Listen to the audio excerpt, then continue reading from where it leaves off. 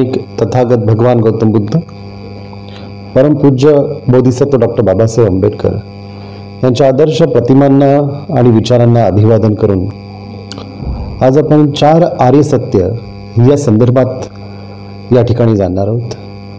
4 आर्य सत्य की तथागत गौतम बुद्धांनी आपल्या ज्ञानप्राप्तीनंतर जर सर्वात प्रथम जर कोणतं उपदेश केला असेल तर तो 4 आर्य सत्यांचा उपदेश आहे।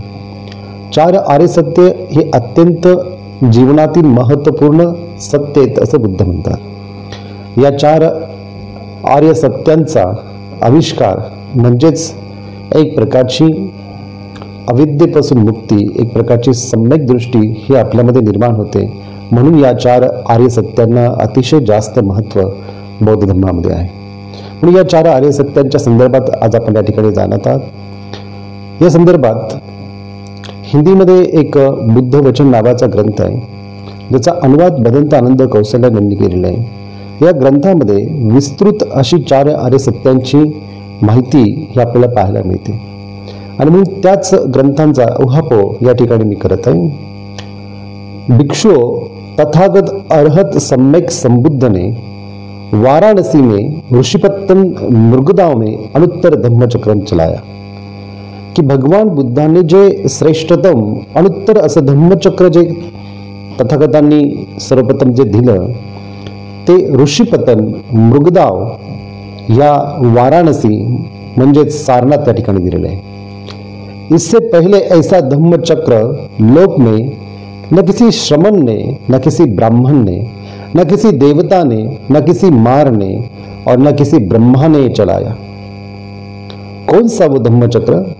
ये जो 4 आर्य सत्यों का कहना है, ये जो 4 आर्य सत्यों का उपदेश करना है, ये जो 4 आर्य सत्यों का प्रकाशित करना है, ये जो 4 आर्य सत्यों को स्थापित करना है, ये जो 4 आर्य सत्यों का विस्तार करना है, ये 4 आर्य सत्यों का विभाजन करना है और ये जो 4 आर्य सत्य को उघाड़ कर दिखा देना है। कौन से आर्य सत्य? म्हणजे 4 आर्य सत्यांना स्थापित करणं, 4 आर्य सत्यांचं प्रकाशन करणं, 4 आर्य सत्यांना जाणणं, 4 आर्य सत्यांचं विभाजन करणं, या प्रकारचा उपदेश यापूर्वी कोणी दिला नाही आणि या प्रकारचा उपदेश यापूर्वी कोणी केला नाही। मग कोणते ते 4 आर्य सत्य? दुःख आर्य सत्य, दुःख समुदय आर्य सत्य, दुःख निरोध आर्य सत्य, दुःख निरोधगामिनी प्रतिपदा आर्य सत्य। दुःख आर्य सत्य याचा अर्थ आहे जे सत्य आहे ते दुःख आहे। दुःख ही वास्तविकता आहे आपली आणि या दुःखाला आपण जाणलं पाहिजे, परंतु या दुःखापासून लोक दूर दूर पळतात। त्यामुळे वास्तविक जे दुःख आहे ते लोकांना कळत नाही आणि इतर प्रकारच्या गोष्टींच्या पाठीमागे लागल्यानंतर त्यांच्या जीवनामध्ये वास्तविकता जी आहे त्या वास्तविकतेपासून पलायन केल्यामुळे ते सत्य त्यांना प्राप्त होत नाही। दुःख समुदय आर्य सत्याचा अर्थ दुःखाचं कारण आहे। दुःख निरोध आर्य सत्याचा अर्थ दुःखाला आपण रोखू शकतो आणि दुःख निरोध गामिनी आर्य सत्य याचा अर्थ की दुःखातून मुक्तीचा मार्ग। हे 4 आर्य सत्य हे अत्यंत महत्वाची गोष्ट आहे। त्यावेळेस बुद्ध भिक्षूंना म्हणतात की भिक्षुओं, जब तक मुझे इन 4 आर्य सत्यों का यूं 13 करके 12 प्रकार से यथार्थ ज्ञान दर्शन स्पष्ट नहीं हो गया, तब तक मैंने दावा नहीं किया कि मैंने देव और मार सहित लोक में तथा श्रमण ब्राह्मण और देव मनुष्य से युक्त प्रजा में सबसे बढ़कर सम्यक ज्ञान को प्राप्त किया है। जोपर्यंत मला या 4 आर्य सत्यांचं ज्ञानदर्शन नाही झालं तोपर्यंत मी हा प्रकारचा दावा केला नाही की मला सत्य प्राप्त झालं। या सर्व एक्झिस्टंट प्लेनमध्ये, या सर्व लोकांमध्ये ज्या ठिकाणी श्रमण पण आहेत, ज्या ठिकाणी ब्राह्मण परंपरा पण आहे, या ठिकाणी देव आणि मनुष्याने युक्त अशा लोकांमध्ये सम्यक ज्ञानाला 13 करून मी 12 प्रकारच्या निदानांनी जोपर्यंत पाहिलं नाही तोपर्यंत मी सत्यांना आणि सत्याचा आविष्कार मी केला या प्रकारचं मी वचन बोललो नाही। जोपर्यंत देव और मार सहित लोक में तथा श्रमण ब्राह्मण और देव मनुष्य से युक्त प्रजा में सबसे बढ़कर जो सम्यक ज्ञान को पा लिया, मैं उस धर्म को जान गया जो गंभीर आहे. बुद्धांचा धर्म हा गंभीर आहे. बुद्धांचा धर्म हा सूक्ष्म आहे, जो दुष्करता से दिखाई देने वाला आहे. अत्यंत दुष्करतेने हा आपल्याला प्राप्त होणार आहे.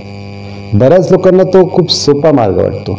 बऱ्याच लोकांना तो फक्त वाचण्यातून समजण्यासारखा मार्ग वाटतो, परंतु तशा प्रकारचा मार्ग नसून तो अत्यंत गंभीर आहे आणि दुष्करता से म्हणजे अतिशय दुर्मिळतेने हा प्राप्त होणार आहे. सूक्ष्मता से समझ में आने वाला है. सूक्ष्मतम अवस्था जोपर्यंत आपली निर्माण होत नाही तोपर्यंत आपल्याला तो समजत नाही. शांत है, प्रणित है, तर कसे अगम्य. तर्काने तुम्ही त्याला जाणू शकता, परंतु अनुभवाची जोड जर त्याला असेल तर तुम्ही अधिक जाणू शकता. निपुण है और पंडित जना द्वारा ही जाना जा सकता है. पंडित त्याचा अर्थ कोणत्याही प्रकारचा पोगा पंडित नाही. पंडित त्याचा अर्थ बुद्धांच्या काळामध्ये पंडित त्याचा अर्थ जो अनुभूतीच्या स्तरावरती सर्व सत्य जाणतो त्याला पंडित असं म्हणत असं.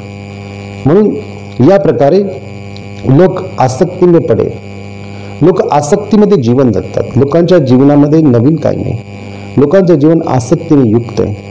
आसक्ती में रत है, आसक्ती में प्रसन्न आहे. तुम्ही जर लोकांच्या जीवनाकडे बारकाईने जर निरीक्षण केलं तर ते आसक्तीमध्ये रत असल्यासारखंच आहे. आसक्तीमध्ये प्रसन्न आहेत. अटॅचमेंटमध्ये त्यांना प्रसन्नता आहे. आसक्ती में पड़े है. आसक्ती में रत होने के कारण उनको अपने जीवन में कार्य कारण संबंधी या प्रतित्व समुत्पाद के संबंध में नियम को वो समझ नहीं सकते. वह अत्यंत कठिन है. सभी संस्कारों के शमन के लिए, सभी चित्तमलों के त्याग के लिए, सभी तृष्णा के क्षय के लिए विराग स्वरूप निवृत्त स्वरूप निर्वाण को प्राप्त कर सके. जेव्हा व्यक्ती आसक्तीमध्ये राहते त्यावेळेस बुद्धांचं प्रतित्व समुत्पाद किंवा कार्यकारण भावनाची शृंखला ही त्यांना समजणार नाही. खूप जास्त आसक्ती माणसाच्या जीवनाला त्याच्यामध्ये विकार आहे याचीच प्रचिती आणून देत नाही. त्याला सर्व चित्तांच्या मलांचा, त्याचं चित्त मलिन आहे, त्या मलिन चित्ताला त्यातून मुक्त होण्यासाठी तो कधीच प्रयत्न करत नाही. त्याला तो त्यागूच शकत नाही. सर्व प्रकारच्या तृष्णा ज्या त्या तृष्णेचा क्षय करण्यासाठी तो कधीही प्रयत्न करत नाही. किंवा सर्व प्रकारचं विराग स्वरूप, निरोध स्वरूप निर्वाण जे आहे ह्या निर्वाणाला प्राप्त करण्यासाठी तो कधीही तसत नाही.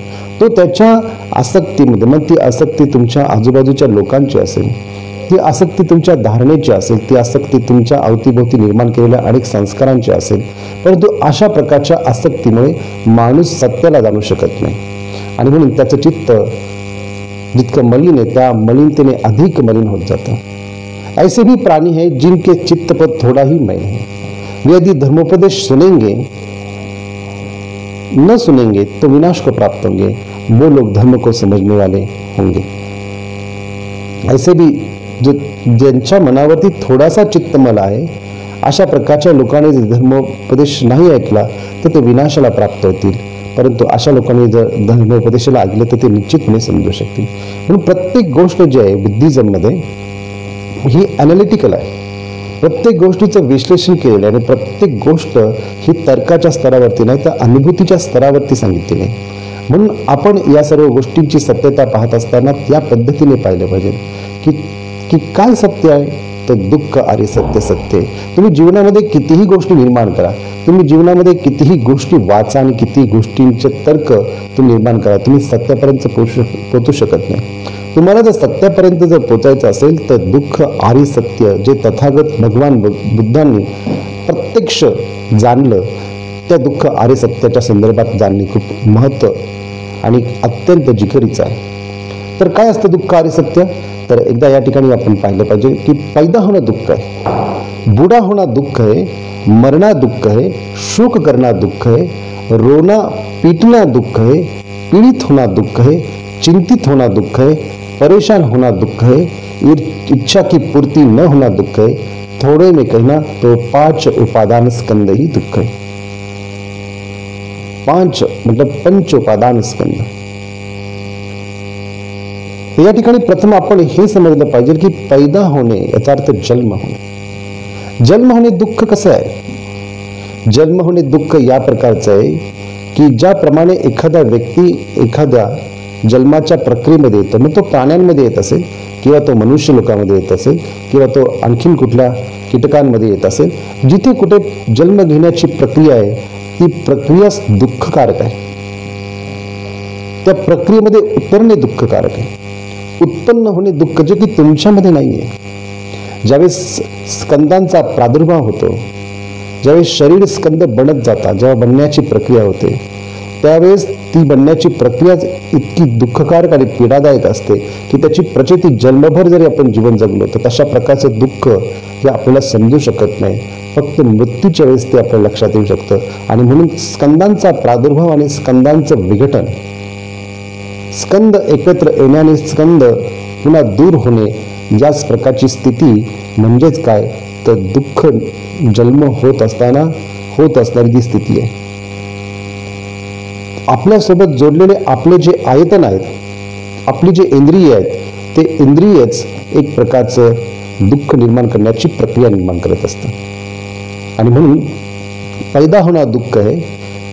पैदा होना मतलब ये जो जिस किसी प्राणी का जिस किसी योनि में जन्म लेना है, पैदा होना है, उतरना है, उत्पन्न होना है, स्कंदों का प्रादुर्भाव होना है, आयतनों की उपलब्धि है, इसे ही भिक्षु पैदा होना कहते हैं. पैदा होना इसका मतलब उत्पाद होना, जन्म होना. जन्मों की प्रक्रिया में शरीर में, माता के शरीर में, आईच्या शरीरामध्ये जन्माची प्रक्रिया होत असताना ज्या ज्या दुःख आणि पीडाकारक स्थितीमध्ये आपण जातो याचं सम्यक असं विश्लेषण विशुद्धिमग्न नावाच्या ग्रंथामध्ये करण्यात आलेलं आहे. या ग्रंथाचा जर आपण अभ्यास केला तर आपण लक्षात येईल की जन्म म्हणजे काय, की अगदी अर्बुद अवस्थेपासून ते त्याचा कलह होत असताना जी जी प्रक्रिया होते, आई ज्या ज्या प्रकारचं अन्न, ज्या ज्या प्रकारचं भोजन घेते, ज्या ज्या प्रकारचं पाणी किंवा शरीरात असणारं जे तिचं तापमान असेल त्या तापमानानुसार, तिच्या हालचालीनुसार ज्या ज्या काही प्रक्रिया होतात त्या सर्व पीडादायक आहे, त्या सर्व दुःखकारक आहे. म्हणून बुद्ध म्हणतात जन्मदुःख. जन्मदुःख आहे. तर जन्मानंतर जी पुढची प्रक्रिया आहे कि बूढ़ा होना दुख है. बूढ़ा होना दुख है, इसका मतलब क्या? बूढ़ा किसे कहते हैं? जो जिस किसी प्राणी का जिस किसी योनि में बुढ़ापे को प्राप्त होना है, दांत टूटना है, बाल पकना है, चमड़ी में झुर्रियां पड़नी है, आयु का खात्मा है, इंद्रियों का दुर्बल होना है, इसे ही भिक्षु बूढ़ा होना कहते हैं. जो कोणी व्यक्ती ज्या प्रकारच्या स्थितीमध्ये जन्म ग्रहण केल्यानंतर मग तो मनुष्य लोकांमध्ये जीवन जगत असेल अथवा प्राणी लोकांमध्ये जीवन जगत असेल तर तिथे त्याच्या शरीराची जी प्रक्रिया होत आहे ती प्रक्रिया ही बदलण्याची प्रक्रिया आहे. ही तारुण्यातून म्हातारपणामध्ये जाण्याची प्रक्रिया आहे. ही या म्हातारपणाच्या प्रक्रियेमध्ये जर व्यक्तीचे दात तुटणे, व्यक्तीची केस पिकणे, व्यक्तीच्या शरीरातील व्यक्तीच्या त्वचेला एक प्रकारच्या झुर्रिया, याचा अर्थ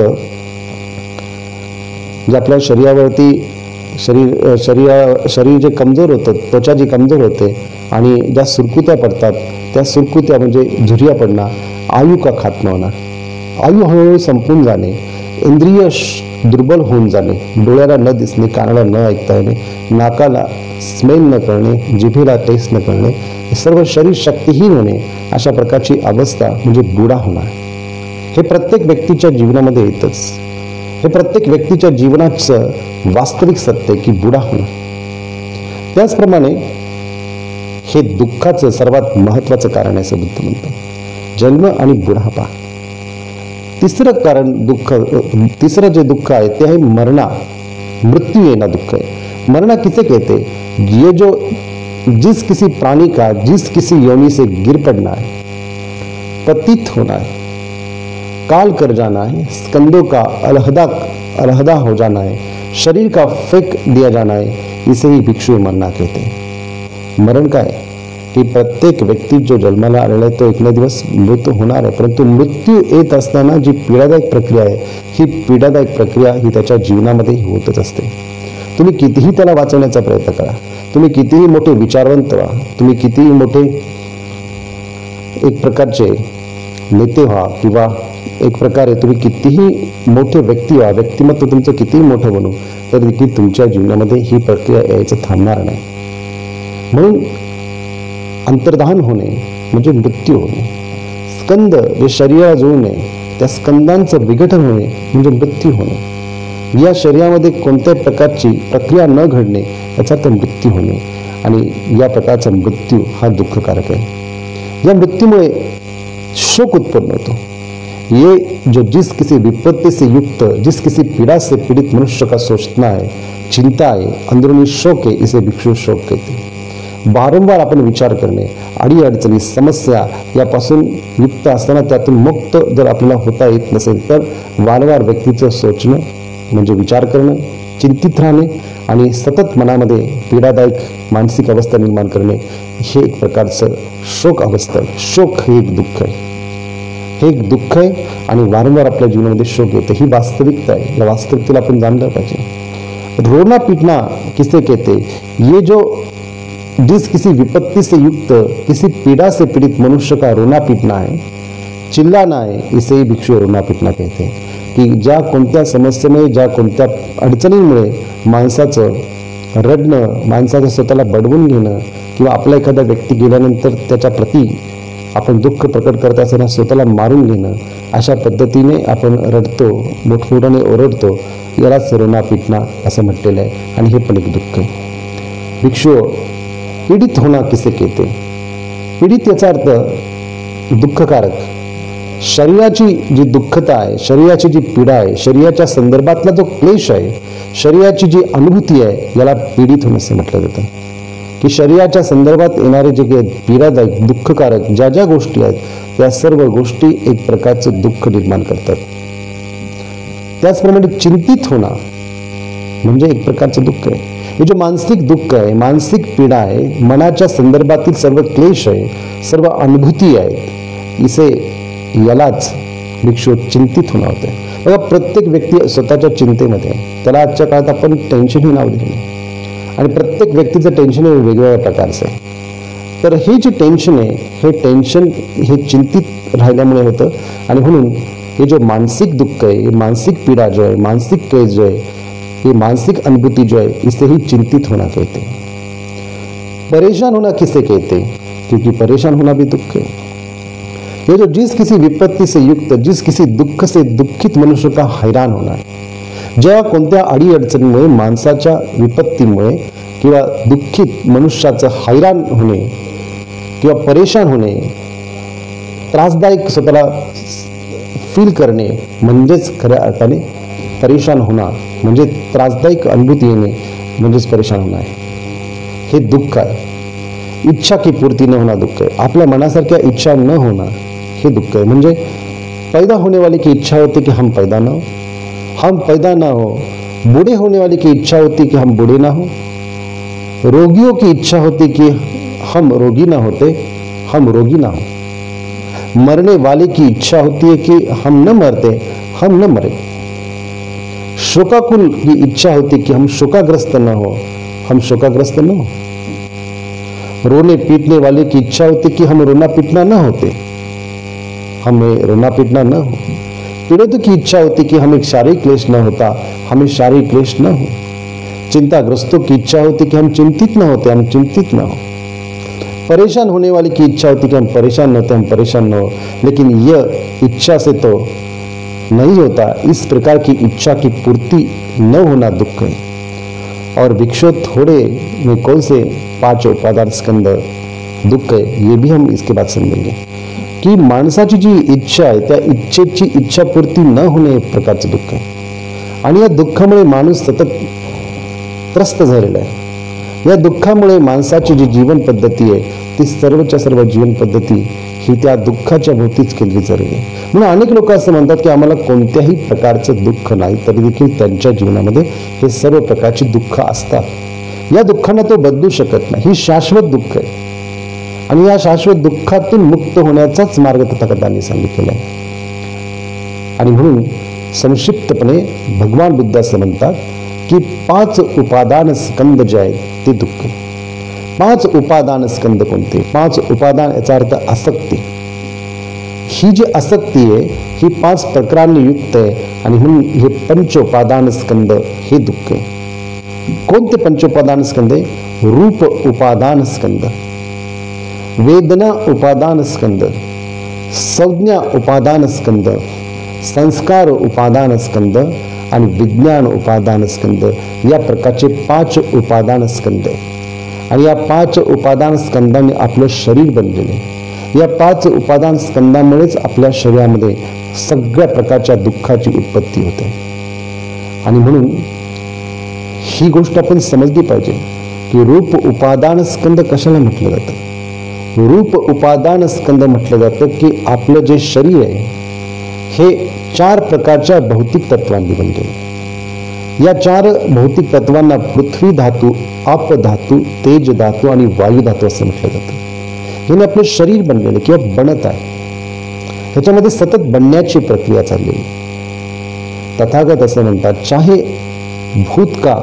भूतकाल का हो, चाहे वर्तमान का हो, चाहे भविष्य का हो, चाहे अपने अंदर का हो, अपने बाहर का, चाहे सूक्ष्म हो अथवा स्थूल हो, चाहे बुरा हो अथवा भला हो, चाहे दूर हो अथवा समीप हो, वह सब रूप उपादान स्कंद कहलाते हैं। इसके अंतर्गत वो आते हैं। जितने भी रूप है, जितने भी हमें पार्थिव शरीर दिखाते हैं या हम देखते हैं, वो सब रूप चाहे भूतकाल का हो, चाहे भविष्य का हो, चाहे वर्तमान का हो, वो सभी रूप उपादान स्कंद के अंतर्गत आते हैं, जो कि आसक्ति से निर्मित होता है।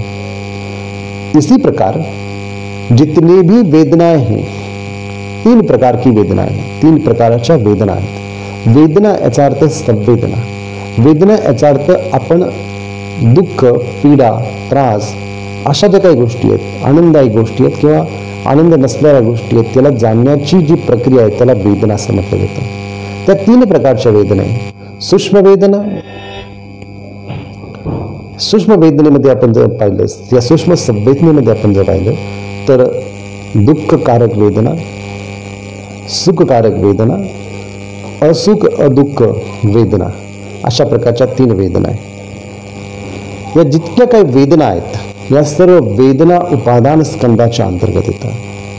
जितक्या काही संज्ञा आहे, संज्ञाचा अर्थ जाणणे, संज्ञाचा अर्थ ओळखणे, आपण वस्तूला जे नाव दिलेलं आहे त्या नावामुळे त्या वस्तूला आपण जे ओळखतो त्याची जी आयडेंटिटी आहे त्याला संज्ञा उपादान स्कंद म्हटलं जातं, ते त्याच्या अंतर्गत येतं। आणि जितके पण विज्ञान आहेत, जितके पण चित्त आहेत, ते चित्त विज्ञान उपादान स्कंदाच्या अंतर्गत येतात। किती प्रकारचे चित्त आहेत तर 6 प्रकारचे प्रमुख चित्त आहेत। म्हणजे डोळ्याचं चित्त त्याला चक्षु विज्ञान असं म्हटलं जातं, कानाचं चित्त त्याला श्रोत विज्ञान असं म्हटलं जातं, नाकाचं चित्त त्याला ग्रहण विज्ञान असं म्हटलं जातं, जिभेचं चित्त त्याला जिव्हा विज्ञान असं म्हटलं जातं, शरीर म्हणजे त्वचा जी आहे त्या त्वचेचं चित्त त्याला काय किंवा त्वक विज्ञान असं म्हटलं जातं, आणि जे आपलं मन आहे त्या मनाला देखील या सर्व 5 प्रकारच्या विज्ञानांनी युक्त जे मन बनलं जातं त्याला मनोविज्ञान असं म्हटलं जातं। हे मनोविज्ञान म्हणजेच हे 6 प्रकारचे विज्ञान जे आहेत, ही 6 प्रकारची विज्ञान विज्ञान उपादान स्कंदाच्या अंतर्गत येतात। म्हणून भिक्षुओं, रूप उपादान स्कंद किसे कहते हैं? 4 महाभूतों को तथा 4 महाभूतों के कारण जो रूप उत्पन्न होता है उसे रूप उपादान स्कंद कहते हैं। भिक्षुओं, 4 महाभूत कौन से है? पृथ्वी धातू, जितके आपल्या शरीरामध्ये कठीण पदार्थ आहेत ते सर्व पृथ्वी तत्वापासून बनलेले, म्हणून त्याला पृथ्वी धातू म्हटलं जातं। बुद्धांनी खूप सायंटिफिक शब्दांचा वापर केला, ते त्याला धातू असं संबोधतात। पृथ्वी धातू, जलधातू, जितके काही तरल पदार्थ आपल्या शरीरामध्ये त्या सर्व तरल पदार्थांना जलधातू असं म्हटलं। जितके काही आपल्या शरीरामध्ये अग्नियुक्त किंवा थंड शरीराचं जे टेम्परेचर मेंटेन केलं जातं त्याला अग्निधातू असं म्हटलेलं आहे।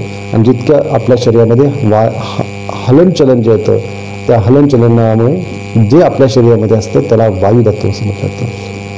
हे पृथ्वी, जल, अग्नी आणि वायू या 4 धातूंनी आपलं शरीर बनलं जातं, आपलं रूप बनलं जातं। त्याच्यामध्ये पृथ्वी धातू 2 प्रकारचे असते, एक अंतर्गत पृथ्वी धातू आणि एक बाहेरी पृथ्वी धातू। अंतर्गत पृथ्वी धातू म्हणजे अंतर्गत आपल्या शरीरामध्ये जे ठोसपणा आहे की शरीरामध्ये असणारे आपले डोक्याचे जे काही एक प्रकारचा भाव जो आहे तो भाव, किंवा आपल्या शरीरामध्ये बाहेरून दिसणारे आपले केस असतील, आपलं मांस आहे, आपलं नख, आपली दात, आपली त्वचा, आपलं एक प्रकारची हड्डी आणि आपल्या अंतर्गत आपलं मज्जारज्जू, आपला कलेजा आहे, यकृत आहे, त्याचप्रमाणे फुफ्फुस आहे किंवा पोटाच्या आतली जी काही पिशवी म्हणतो ती पिशवी आहे. सर्व प्रकारचे जे आतमध्ये शरीराच्या आतमध्ये जे काही पदार्थ आहे जे फार कठीण नाही परंतु एक प्रकारचे मुलायम अशा प्रकारचे पदार्थ आहेत ते सर्व पृथ्वी धातूच्या अंतर्गत येतात. म्हणून जेवढे काही अंतर्गत पृथ्वी धातू तथा बाहेरी पृथ्वी धातू सर्व प्रकारचे धातू हे शरीरातले पृथ्वी धातू आहे. जलधातू कशाला म्हटलं जातं तर जलधातू दोन प्रकारचे असते, अंतर्गत जलधातू आणि बाह्य जलधातू. अंतर्गत जलधातू म्हटलं जातं की शरीराच्या अंतर्गत असणारे जे जलीय पदार्थ आहे, जे वाहणार आहे, जे तरल आहे, म्हणजे पित्त, प्लव, पीप, आपलं रक्त, आपलं घाम, आपल्या शरीरात असणारा मेद. त्याचप्रमाणे अंतर्गत जलधातू आणि बाह्य जलधातू असे दोन प्रकारचे जलधातू आहेत. अग्निधातू या प्रकारचा आहे की अग्नी बी दोन प्रकारचे असते, अंतर्गत अग्नी आणि बाह्य अग्नी. अंतर्गत अग्नी की व्यक्तीच्या शरीरामध्ये अंतर्गत जी गरमी आहे, जी तप्तता आहे, जी पचण्याची प्रक्रिया आहे किंवा जे जाळते किंवा खाल्ल्यात आपण जे खातो पितो जे आहे ते आपलं पचलं जातं ते किंवा अग्नितत्वामुळे पचलं जातं. की शरीर जे आहे त्या शरीरामध्ये हे जे अग्नीचं स्वरूप आहे, जी गरमी आहे त्या गरमीच्या सर्व स्वरूपाला अग्निधातू असं म्हटलं जातं. आणि बाहेर पण अग्निधातू आहे. सर्व प्रकारचे जे अग्निधातू आहे ते आपल्या शरीरामध्ये. वायुधातू आपल्या शरीरामध्ये वायू पण दोन प्रकारचे असते की अंतर्गत वायू आणि बाहेरी वायू.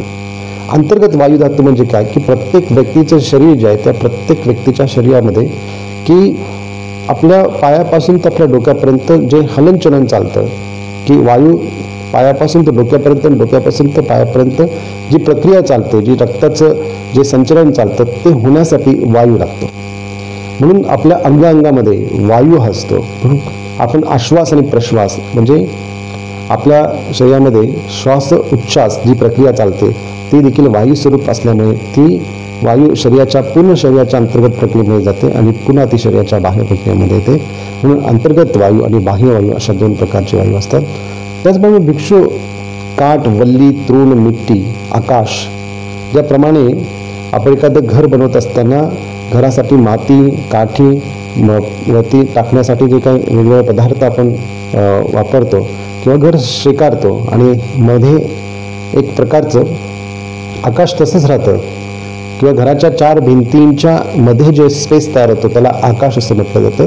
असं आपलं जे शरीर असतं, हड्डी, रग, मांस, चर्म या सर्व गोष्टींना आपल्या शरीराचं स्कंद निर्माण होतं. त्यांना शरीराचं जे पोट जे आहे, ती पोकळी जी आहे त्या पोकळीला आकाश असं म्हटलेलं आहे. हा अभौतिक धातू आहे आणि त्याला देखील रूप असं म्हटलं जातं. भिक्षुओं अपनी आँख ठीक हो लेकिन बाहर की वस्तुएं सामने न हो और न हो उनका सहयोग तो उनसे उत्पन्न हो सकने वाले विज्ञान का प्रादुर्भाव नहीं होता. भिक्षु अपनी आँख ठीक हो, बाहरी वस्तुएं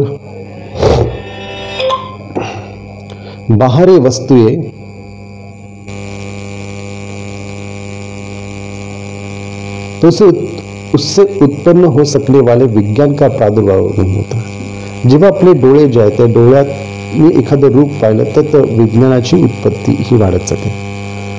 म्हणून या ठिकाणी असं म्हटलं की भिक्षु जब अपनी आंखें ठीक हो, बाहर की वस्तुएं रूप सामने हो और उनका संयोग तभी उससे उत्पन्न हो सकने वाले विज्ञान का प्रादुर्भाव होता है. मतलब हेतु और प्रत्यय से विज्ञान का प्रादुर्भाव होता है. हेतु जो है वो कौन सा है? तो हेतु एक प्रकार से विज्ञान है और इसका जो प्रत्यय आता है मतलब जो डोळे असतील तर डोळ्याने रूप पाहिल्यानंतर जे उत्पन्न होतं ते चक्षु विज्ञान उत्पन्न होतं आणि चक्षु विज्ञान उत्पन्न झाल्यानंतर जी प्रक्रिया शरीरामध्ये संवेदनेची घडते त्या संवेदनेतून ते रूप आवडतं अथवा ते आवडत नाही. त्यातून सुखदायक संवेदना तयार होतात किंवा दुःखदायक संवेदना तयार होतात किंवा असुखद अदुःखद अशा प्रकारच्या संवेदना तयार होतात आणि म्हणून त्यातून ज्या विज्ञानाचे जे संस्कार तयार होतात ते त्या प्रकारचे संस्कार निर्माण होतात. म्हणून या ठिकाणी आपण लक्षात घेतलं पाहिजे की आंख और रूप से जिस विज्ञान की उत्पत्ति होती है वह चक्षु विज्ञान है। कान और शब्द से जिस विज्ञान की उत्पत्ति होती है वो श्रोत विज्ञान है। म्हणजे कान आणि कानाचा जो विषय आहे, कानाचा विषय ध्वनी आहे, शब्द आहे। कानावरती ध्वनी किंवा शब्द पडल्यानंतर त्याच्यातून जे संवेदना शरीरात निर्माण होते त्यातून एक विज्ञानाची उत्पत्ति होते, त्याला श्रोत विज्ञान असं म्हटलं जातं। नाक और गंध से जिस विज्ञान की उत्पत्ति होती है उसे घ्राण विज्ञान कहते हैं। म्हणजे आपण आपल्या नाकातून आणि नाकाचा संपर्क एखाद्या गंध, एखाद्या वास जो आहे त्याच्याशी आल्यानंतर त्याच्यातून ज्या संवेदना तयार होतात त्या सुखदायक होतात, दुःखदायक होतात किंवा अदुःखदायक होतात, तर त्यातून जे निर्माण होतं ते घ्राण विज्ञान म्हणजे नाकाचं विज्ञान तयार होतं। त्याचप्रमाणे काय संस्पर्श म्हणजे कायाचा, शरीराचा स्पर्श दुसऱ्याला झाल्यानंतर आपण एखाद्या त्या स्पर्शातून ज्या संवेदना तयार होतात त्याच्या आधारे काय विज्ञान म्हणत असतं। मन तथा धर्म याचा अर्थ धम्म, मनाचा विविध विषयांशी ज्यावेळेस संपर्क येतो त्यावेळेस त्यातून जे निर्माण होतं त्याला विज्ञान असं म्हटलं जातं, त्याला मनोविज्ञान असं म्हटलं जातं। आणि म्हणून मनाचे इंद्रियचे विषय आहेत त्या विषयाचे संपर्क आल्यास त्याला जी प्रक्रिया बनते ती मनोविज्ञानाची प्रक्रिया असते। उस विज्ञान में का जो रूप है वो रूप उपादान स्कंद के अंतर्गत आता है। मतलब उस विज्ञान का जो रूप है वो रूप उपादान स्कंद के अंतर्गत आता है। उस विज्ञान में जितनी भी वेदना है वो वेदना उपादान स्कंद के अंतर्गत आती है। उस विज्ञान में जो भी संज्ञा है या संज्ञा है वो संज्ञा उपादान स्कंद के अंतर्गत आते। उस विज्ञान में जो संस्कार है वो संस्कार उपादान स्कंद के अंतर्गत है। जो उस विज्ञान चित्त में का विज्ञान मात्र है वो विज्ञान उपादान स्कंद के अंतर्गत है। भिक्षु यदि कोई कहे कि बिना रूप के, बिना वेदना के, बिना संज्ञा के, बिना संस्कार के विज्ञान चित्त मन की उत्पत्ति, स्थिति, विनाश, उत्पन्न होना, वृद्धि तथा विपुलता को प्राप्त होना हो सकता है तो ये असंभव है।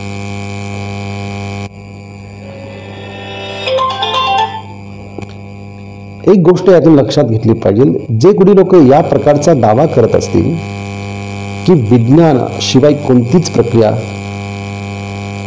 घडते, त्यांचा दावा हा असंभव अशा प्रकारचा दावा आहे।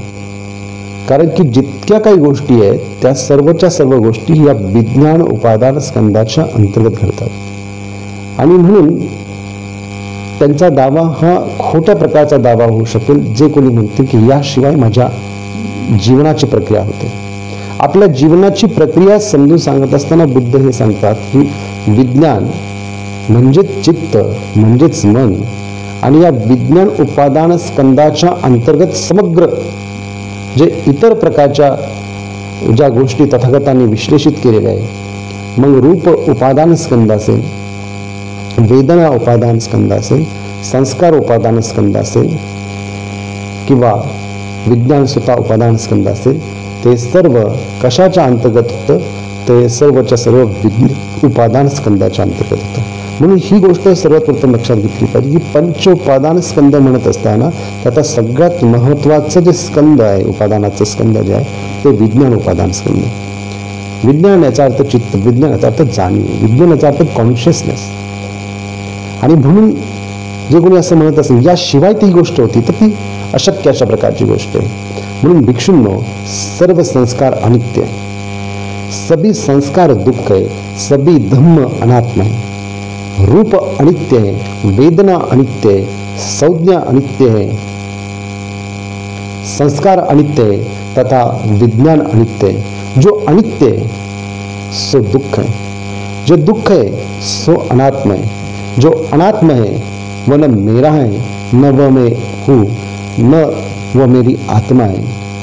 इस प्रकार से हमें समझना चाहिए कि जे पंचोपादान स्कंद है ते स्कंद विज्ञान उपादान स्कंदावरती अवलंबून असल्यामुळे की प्रत्येक गोष्ट जी आहे ती नित्य आहे, ती विज्ञानाप्रमाणे चलायमान आहे, ती बनत आहे, ती अनित्य आहे, ती दुःख निर्माण करते, परंतु ती अनात्मा आहे। म्हणून जी जी अनात्माशी गोष्ट आहे ती ना माझी आहे ना ती माझी असू शकते, ना माझा त्याच्यावर कोणता अधिकार असू शकतो। अशा प्रकारची प्रत्येक गोष्ट जी आहे ती आत्माविरहित अशा प्रकारची गोष्ट आहे.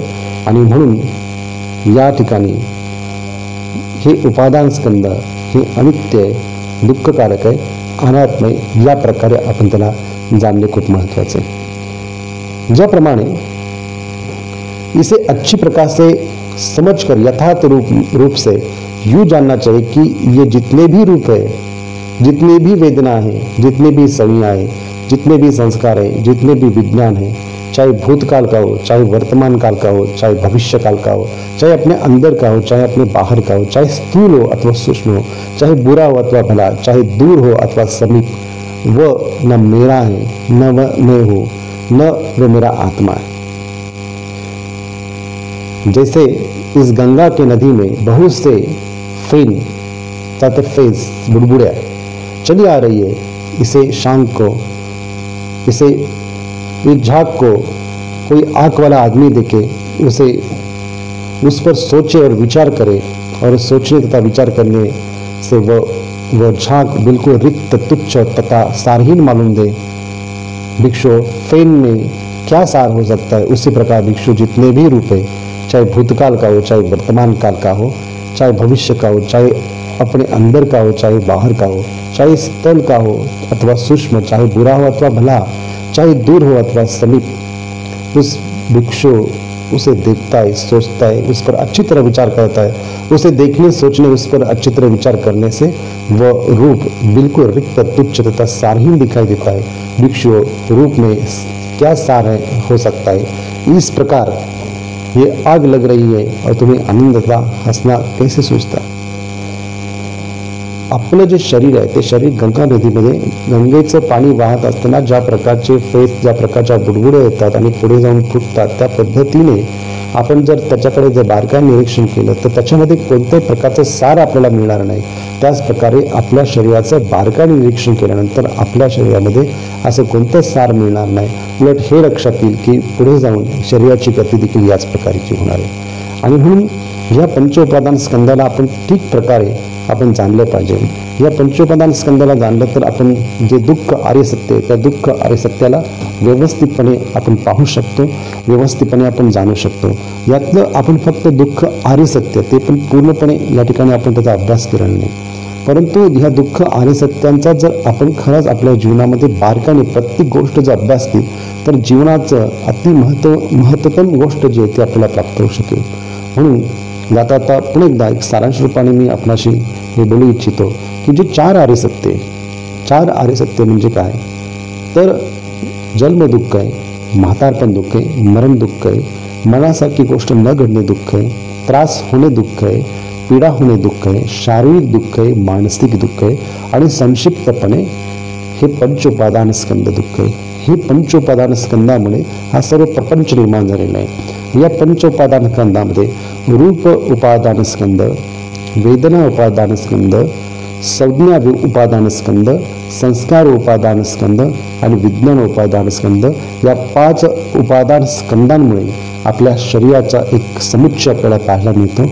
आणि या समुच्चयाच्या आधारे आपण आपलं जे विज्ञान आहे, आपलं जे शरीर आहे, या शरीरामध्ये असणारं जे आपलं चित्त आहे, या चित्तालाच विज्ञान उपादान स्कंद म्हटलेलं आहे. या उपादान स्कंद म्हणजे उपादान याचा अर्थ आसक्तीमुळे तयार झालेली जी गोष्ट आहे, जी आपल्याला आपले डोळे जे आहेत, आपले जे आयतन आहेत, त्या आयतनामुळे त्याच्या विषयामुळे या विज्ञानाचे संस्कार आपल्यावरती होतात आणि त्या संस्कारांमुळे आपल्यामध्ये अधिक राग, द्वेष, मोह याची प्रक्रिया ही बढ़त जात असते. परंतु सूक्ष्मपणे आपण जर पाहिलं तर प्रत्येक जी प्रक्रिया जी आपल्या जीवनामध्ये घडते याला बारकाईने आणि सूक्ष्मतेने जर आपण पाहिलं तर एक प्रकारे गंगेतील पाणी ज्याप्रमाणे चालतं आणि त्याचा फेस हा बनत असतो, त्या पद्धतीने आपलं शरीर ज्यावेळी चलायमान असतं तर शरीर एक प्रकारची पुंज, एक प्रकारचं फेन म्हणजेच फेस, या प्रकारे फेस जसा पाण्यात पुढे जाऊन फुटतो त्या पद्धतीने आपलं शरीर देखील हे फुटून जातं, उरतं फक्त विज्ञान स्कंद. आणि म्हणून हे जे विज्ञान स्कंद आहे, या विज्ञान स्कंदाची गती होत राहते. आणि म्हणून या गतीला योग्य पद्धतीने डायरेक्ट करण्यासाठी आपण आपल्या जीवनातली ही काही रिअलायझेशन जे आहे ते रिअलायझेशन आपण प्राप्त करणे गरजेचं आहे.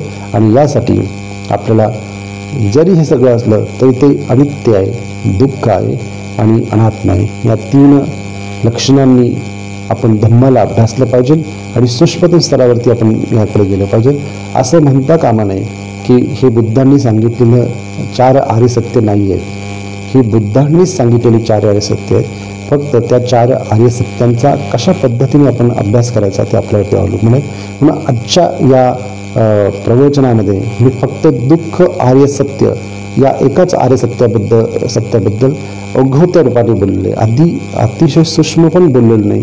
कारण की प्रत्येक गोष्टीचा जर आपण अभ्यास करायचा म्हटला तर प्रत्येक गोष्टीचं विश्लेषण हे एका प्रवचनामध्ये होऊ शकतं.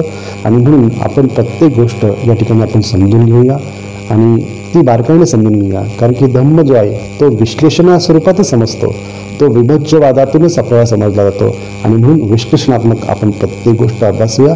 इतकंच आजच्या प्रवचनाच्या निमित्ताने दुःख आर्य सत्यावरती संक्षिप्तपणे मी या ठिकाणी प्रकाश टाकण्याचा प्रयत्न केला आणि आपण या ठिकाणी सहभागी झाला त्याबद्दल आपल्या सर्वांचे धन्यवाद.